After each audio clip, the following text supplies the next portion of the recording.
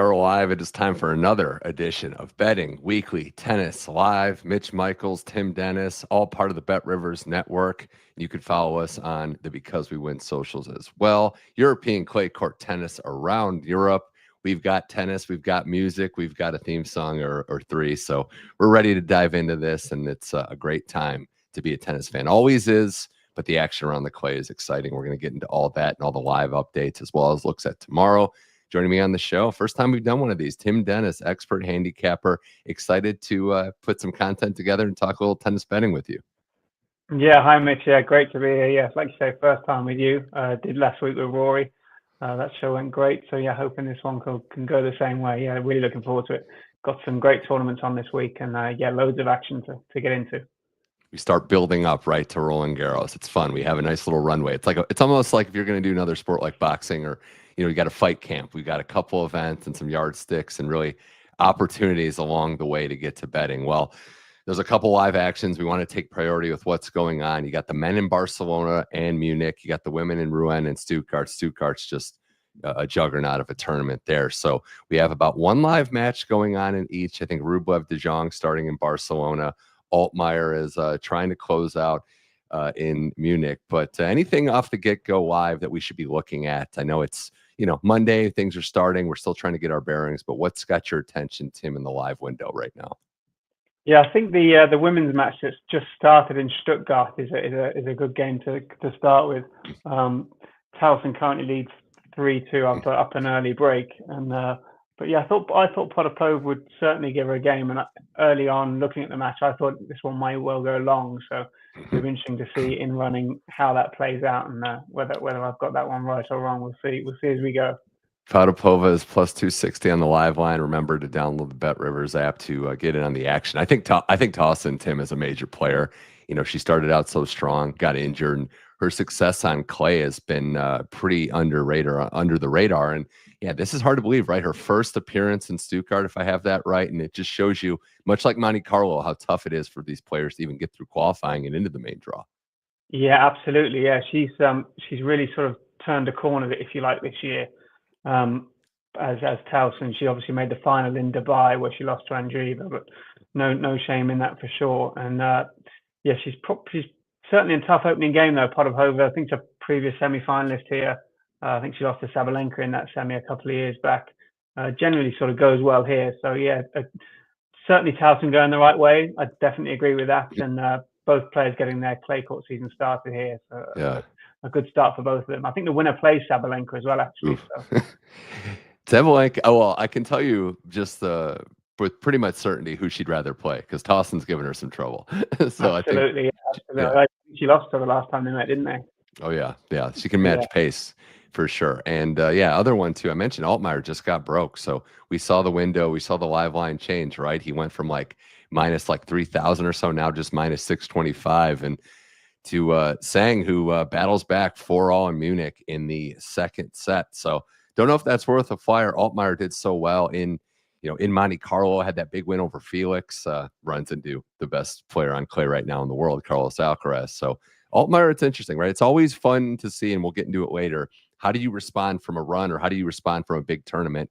Some players like to take time off. Some don't have that luxury. Altmaier's right back on the dirt, and the second set just tightened up a little bit. Yeah, exactly. Yeah, I noticed there was an injury timeout. I had the women's game on my screen, so I didn't actually see who that was for, but I'm guessing it was for Zeng. And if it was for Zeng, that was a well-timed one, because like you said, he broke straight away back from it. If it was indeed for him, I'll see if I can get that confirmed as we speak. But yeah, Zeng right back in that match now, and if he takes that second set, then yeah, it'd be a hell of a match to go all the way there. And we look at Barcelona, which is probably, with all due respect to Munich, the more loaded of the fields. We'll get to some of the players playing tomorrow, and it's pretty insane. But Rublev de Jong ends the day. De Jong has not had as much big match experience, but for Rublev, there's much talked about Tim. He's been temperamental at times. He's also been a top 8 player for the last 6 years, working with Murat Safin now. But one of the things we know recently is that he's lost a lot more early round matches than he had in the past. So is this an upset spot? Do you think that this should be straightforward? What's your initial thoughts as we look at Rublev entering this match about a minus 315 favorite? Yeah, I didn't think it would be straightforward. Like you say, he's got a new coach there by his side. That Obviously, they seem to get on well and they seem to be friendly, but that always takes a bit of bedding in time, I think, in my experience. So it'll be interesting to see how that plays out. I don't think he was obviously lost a feel at Archer in Monaco, which is probably no huge upset, I wouldn't have thought. But Rublev would like to think he'd be giving him a better game than he gave him in Monte Carlo. And De Jong already played 2 matches here already in qualifying, used to the surface. So I think first set will be tough. I don't think it'll be a walkover this for Rublev. I think he'll have his work cut out, and I think De Jong will give him plenty to think about. Yeah, he beats Lloyd Harris and then Rinderknecht to get through qualifying. Some impressive wins, didn't drop his set there. So we'll monitor that, to say the least, and we will look ahead to Barcelona. One of the players in the field is Carlos Alcaraz. He plays Ethan Quinn, the American, gets a tough draw tomorrow. But on the heels of winning Monte Carlo, Tim, and just showing everybody what he can do. There was a lot of doubts, maybe his, consistency, the dips weren't there, and he did drop a few first sets in this one, but Alcaraz on the dirt, just a special force of nature. Yeah, just like you say. I mean, the thing I find most impressive with Alcaraz is he plays his best tennis when the chips are really down. Like down a set to Musetti yesterday, comes out and plays his best. Like you said, lost a few early sets there. First game of the week when he lost a set early to the Argent Cerundolo, and then I think he done him 1-love in the next 2 sets. He has that rare habit of playing his best tennis when he really needs to, and not many players have that. They tend to go the other way. Their level drops as the pressure cranks up, but not him. I think he thrives off that. Hard to find value too, because now it's like he loses first sets and it's still no big deal, no problem. Fee's match was the one where he was probably in the most danger. Fee's could have broke to serve for the match, but yeah, as a betting favorite, he's earned that right, and we'll see what happens to him in this draw, and a lot to get to with that. But other players, and I guess we can kind of start, Tim, with what we saw today. Any action? I mean, it's Monday, we're still getting our feet wet, but who stood out to you as we start our clay campaign? We saw Ben Shelton win a very gutsy match against Borna Gojo, where he saved match points.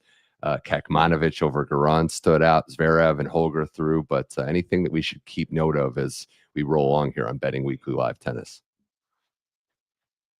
Yeah, you mentioned the Shelton game, and I looked at the stats there, and I don't know how he won that game, Shelton.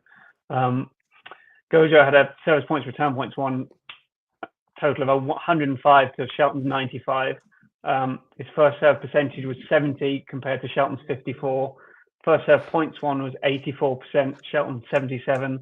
Second serve points won, they squared at 69. Gojo saved all 3 of the break points he saved, so obviously never lost his serve. He was, I suppose, where he did lose. He was 1 from 10 on break points, Gojo, which is probably where his chance came and went. He had 40 winners to Shelton's 34, only 28 unforced to Shelton's 31. I still don't know how he lost that match, but lose it he did. So, Gojo got tight. Exactly. Yeah. So Shelton probably a lucky boy to get through, but there'll be tougher test for him to coming. But I'd be holding far. I was quite impressed with Zverev earlier. Got that match done 4-1, I think. Quite impressive, because I've been looking. I think we've all been looking for Zverev, haven't we, ever since the Australian Open final? He was quite open about how disappointed he was with himself and his performance in that final. And whether that's affected him, or whether coming into these tournaments as seeded number 1 has affected him, but he's definitely not the Zverev we've seen over the past couple of years. Whether playing at home in Germany might just kickstart his season, we will see. But I thought today was a good start. Yeah, last year, I mean, he said it himself. He needs match wins, and looking at what he's done on the betting front and how he's had success, this is where the danger would really kick in, right? Because as bad as it's been, he's going back to Germany. He's got Madrid, where he's played well. He's got Rome, where he won last year, and then RG. So if he keeps playing poorly, then it's a real serious issue. But still, last time I checked on Bet Rivers, still one of the contenders, one of the top contenders in Roland Garros that just started. So he's someone to look out for. A player that plays tomorrow that I wanted to ask you about, Jakub Mensik. First time we've seen him since the Miami championship. He beats Djokovic, wins his first title, the Masters 1000, as a teenager. But, he's got Yannick Hanfmann. We're going to the clay. It's a different surface. He wasn't playing Monte Carlo. Minus 335 right now going into tomorrow's match. So I'm always curious, Tim, with anybody, let alone these new phenoms, what are we going to expect that first time out after winning a title, life-changing title? And also how would the week off affect him? Does he reset where he kind of took that much needed break? So curious your thoughts on what we expect from Mensik tomorrow. Exactly. Yeah, it'll be interesting. Obviously, those fast hard courts really seem to suit his game well, and we saw that in Miami, winning that title there. Hanfmann won't be an easy start for him tomorrow. He lost in the Rome on the clay, similar conditions to Hanfmann last year. I think Hanfmann won fairly comfortably, straight sets if I can remember. Just checking, yeah, 3-2 I think. So certainly won't be straightforward for him tomorrow. And what price you say was -3? Yeah, he's -335. Hanfmann as a money line underdog is +250. And the game spread 4.5. It's a lot of juice, but -148 for Hanfmann to cover 4.5. I feel like that's a solid approach to betting tennis, is if you can find him there. And yeah, as we see from Duncan Evans, Sean Calvert keen on Hanfmann, it's understandable. Yeah, no, absolutely. Well, if Sean's keen on him, that's probably good enough for the rest of us, I'd imagine. So you can exactly see where he's coming from. Like you say, a big adjustment for Mensik.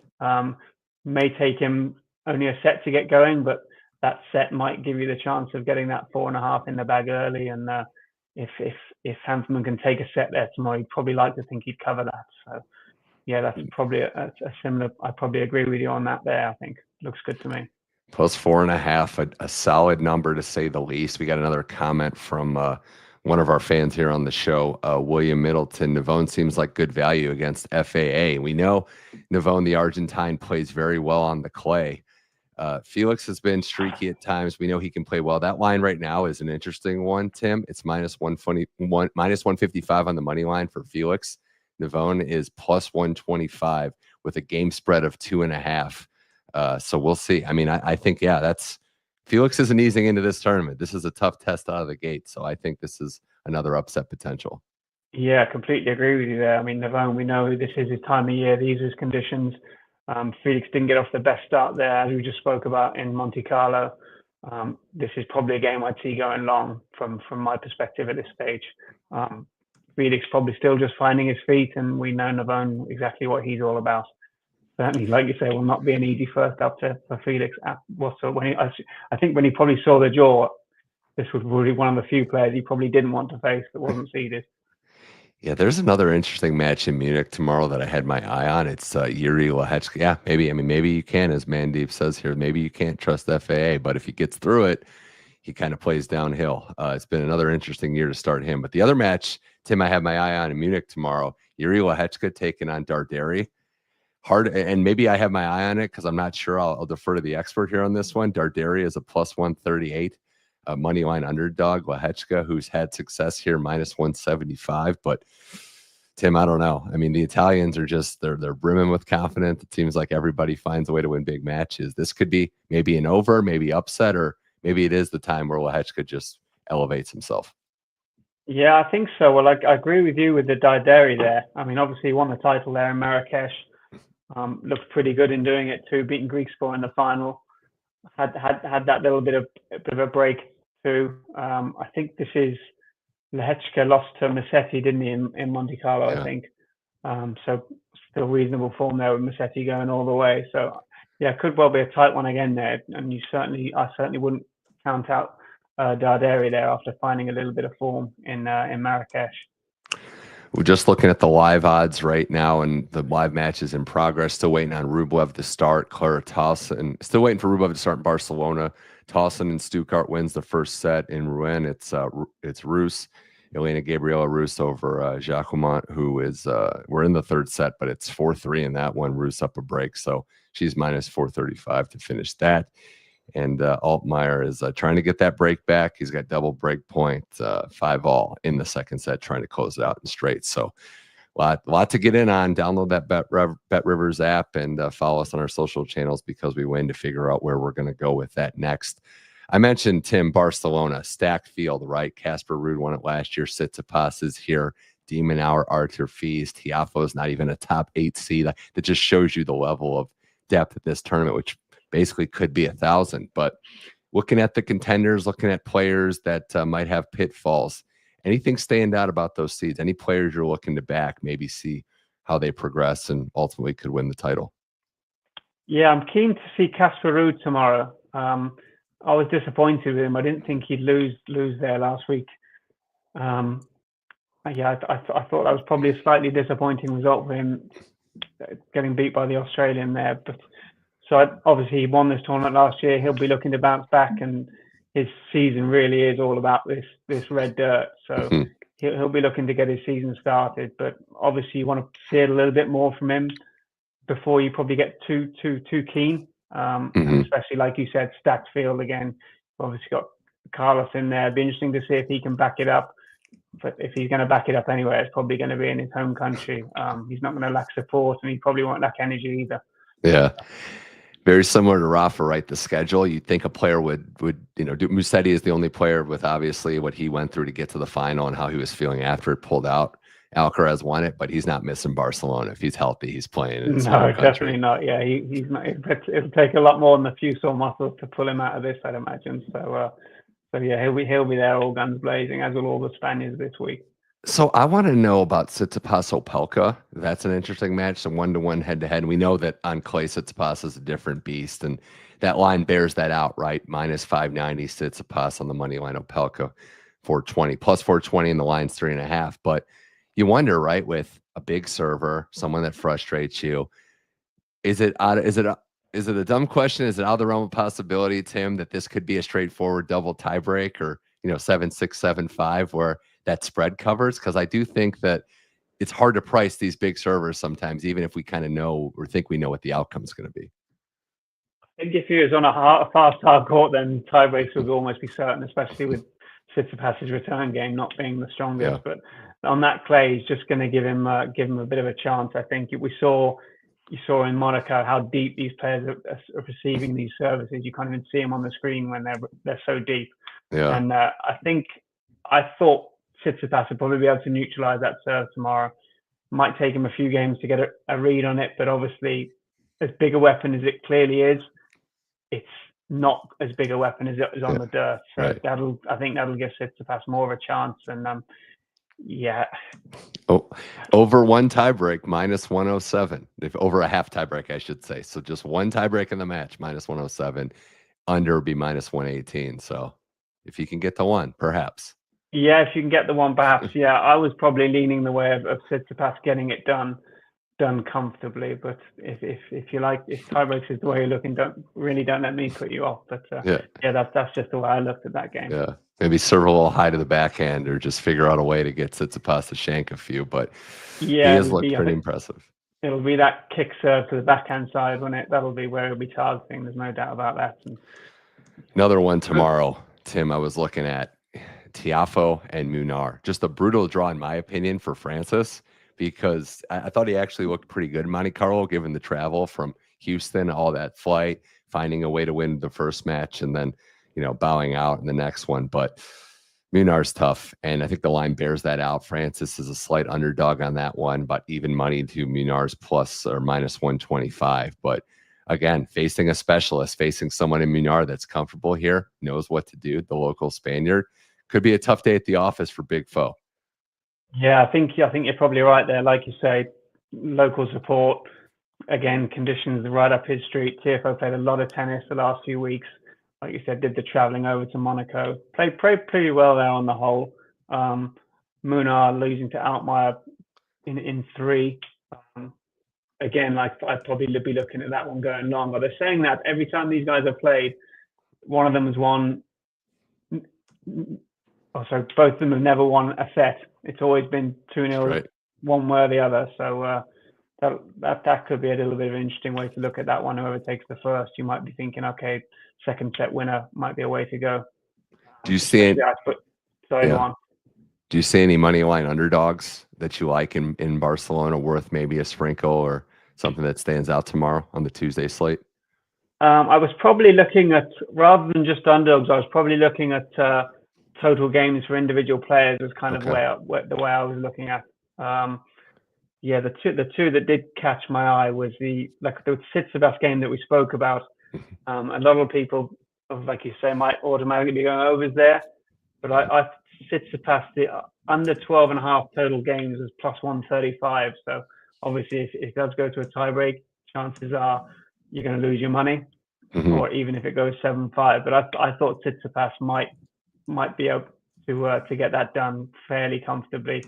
I could be wrong there. And the other one I did look at was again the Casper Ruud game, obviously another heavy favourite, but against Galan, I think they played 4 times, and Ruud has won every game in straight sets. I think a few of those matches were over 5 years ago, so you might not be able to put a complete read on those. But yeah, Galan's never won more than 7 games in that match. And I think Galan under 8.5 total games is -106. So I was kind of looking at putting the two together, which would get you plus 358 with Ben Rivers. But that was my thinking. Just a couple of short favourites to get it done early.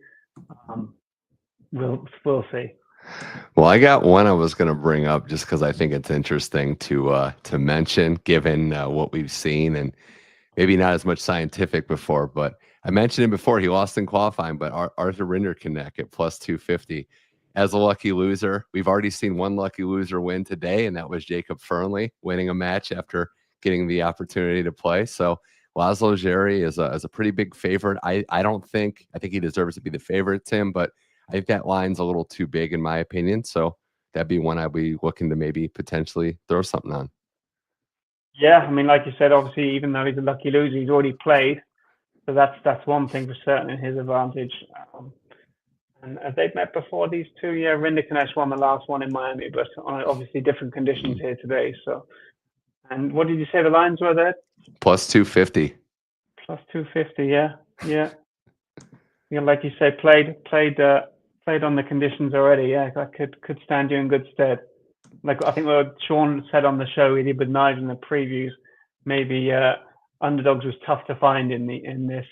I think he said if you bet $10, you were quite a little bit out of pocket. But I think they said the same about that Monaco last week, and there was a few dogs were on there. So I think if you find one you like, then stick with it. Yeah, and looking also, we got one match as we turn our attention. Nice by How to Meme there, hitting that first set over. Yeah, makes sense. Mueller's a tough player. Zverev took a little time to kind of get calibrated, but adjusted nicely and won straightforward.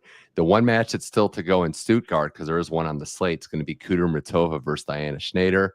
Schneider working with Safina now as her coach.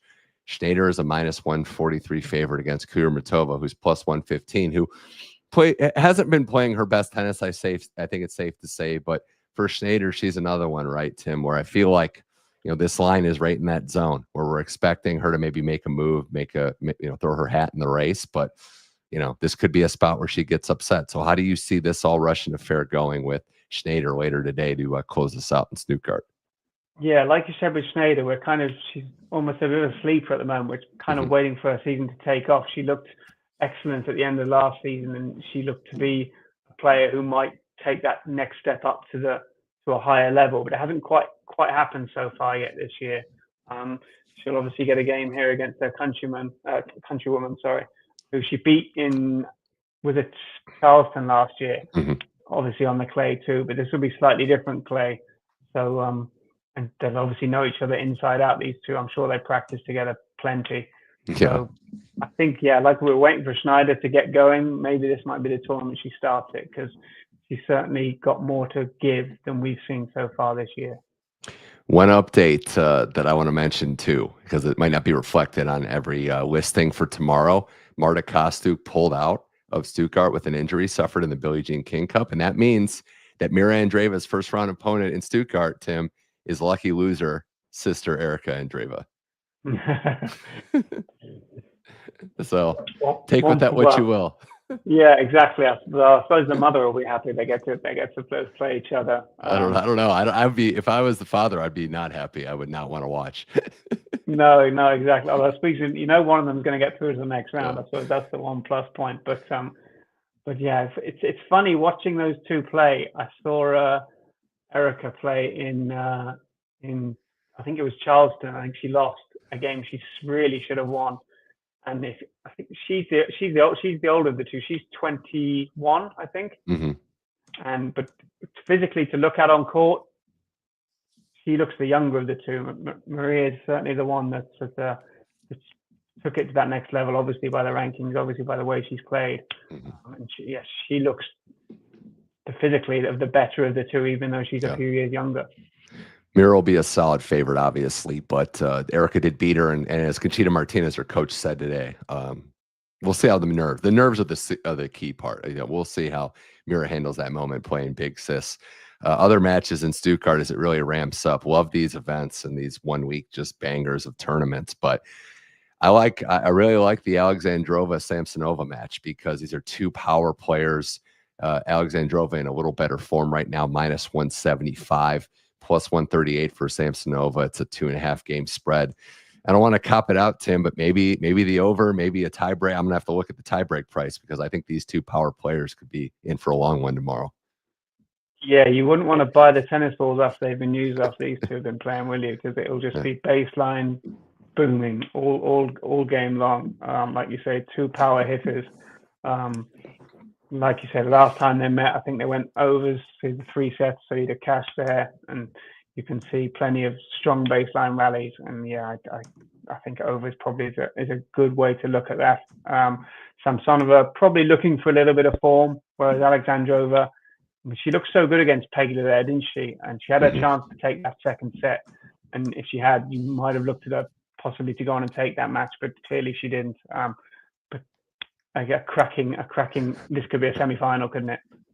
It certainly could be. As we look at, Altmaier broke again, serving for the match, and just having a tough day at the office. Yeah, Duncan Evans calling that out. He was up a break at multiple times in this second set, but we're going to a tiebreaker as Sang just continues to fight. You can get it on the start of the tiebreak at -480 for Altmaier, Sang at +280 to win the match, and we'll see what happens. But yeah, it's a tough one. These minutes add up. We saw that. I mean, we saw that in Monte Carlo, right, Tim? Like you spend a little too much time on the court, it could catch up to you at the end of the tournament. Exactly, yeah. And Altmaier, having been a breakup in this set, will be wanting to get this tiebreak done, and that's kind of a bit of a mental swing. Sometimes you get in these. If Altmaier doesn't get it done here, he'll be feeling worse, and Sang will be confident of getting it done if he can steal this tiebreak, because Altmaier will be thinking he should be sat in the locker room already, and he's obviously not, and he's got to go and win the match for a second time, if you like. The last one I wanted to get your thoughts on. We'll see, because there's a bigger match tomorrow too. Haddad Maia taking on Emma Navarro. Navarro a huge favorite in that one, and we're wondering if Haddad Maia can turn her season around. But Navarro's also been one that's been prone to the upset bug, so I've got my eye on that one too. Maybe even in the live window, we'll see how that match starts and see if the action's good to jump in on. Yeah, exactly. Haddad Maia really needs to get her season back on track, doesn't she? I think she's in a shocking run of form at the moment, and whether this clay might just do it for her, we'll see. She's obviously played Billie Jean King Cup lately. Back on this clay might get her going. Something's going to need to for this Brazilian, but we know she's capable, and she's going to want to because she's got points to defend coming up soon. So she's going to be falling down that rankings if she doesn't get herself in gear, and maybe this could be the start of her season. So, Tim, as we wind down tennis, Betting Weekly Tennis Live today here on the Bet Rivers Network with Tim Dennis, any other matches tomorrow we're looking at? And, we got the comment in the section from Mandeep Singh. He's looking to fade Sakari against Buzos, who can play well on the clay and grew up as a Spaniard there. Sakari trying to find her footing, or that match, or maybe some of the men's matches. Any other matches to look forward to on Tuesday? Yeah, just initially starting on the Sakari there, you couldn't put him off fading Sakari. I think if you'd done that for the past couple of years, you'd probably be living in a nice big house somewhere. She's certainly been disappointing lately, hasn't she? And fading her would be no bad thing there. I wouldn't have thought. The game I look forward to, the one you spoke about earlier, the Navone Felix game. I think that'll be attritional, long, cracking points. Tough to pick a winner at this stage. We know Felix has the world at his feet as far as clay goes, but again, is Navone the kind of person he wants to face first up? So if I wanted to watch a match tomorrow, that's probably one I'd be looking keen on getting involved in. Yeah, as we get the comment from Duncan, best bet for tomorrow. I know it's all subject to change, but it sounds like based on our combo, maybe that Tsitsipas game total could be one you're targeting for your best bet tomorrow, depending on some other options. Yeah, do you know what? I was a little bit surprised at the lines when they came out I thought that was going to be nearer sort of plus 100 when I saw it. So I was quite surprised to see the plus 135 on the the under 12.5 total. So if I'm gonna choose one bet tomorrow, it's gonna be I'm gonna have Tsitsipas to get it done comfortably. So under 12.5 total games against the Opelka plus 135. So I'll be cheering on no tiebreaks in that game. That's There you go.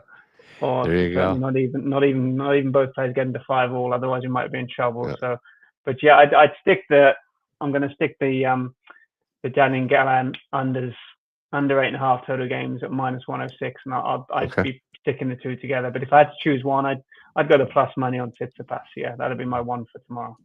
All right, I like it, and I like it. It's good. Go on to make it a little tougher for Casper out there. Casper's another one. Let's see if he gets his season back on track and bounces back from that inexplicable loss to Popper in a lot of ways in Monte Carlo. The last thing I'll say, Tim, and this has been a blast, is we're going to have the heavy hitters coming out in Stuttgart. Iga, Sabalenka. You can go to the Bet Rivers app right now. Sabalenka is 3-1 at Roland Garros. Iga, the sizable favorite. Sabalenka wants this Porsche in Stuttgart. She wants to win this tournament. If she does, that number is going to move. So I think if you're looking at Sabalenka and RG, this will be the time to maybe jump in on it. Yeah, I'd agree with that, because if she gets it done here, that plus 300 is going to disappear, isn't it? And we all know this Iga doesn't seem to be the Iga we've seen in previous years. So again, like a lot of players we spoke about on this show, you want to get your season kick-started. And I mean, yeah, she hasn't made a final, I think, since Roland Garros last year, which if you'd have said that this time last year, I think people would have laughed pretty loud at you. So yeah, another player that needs to get it going.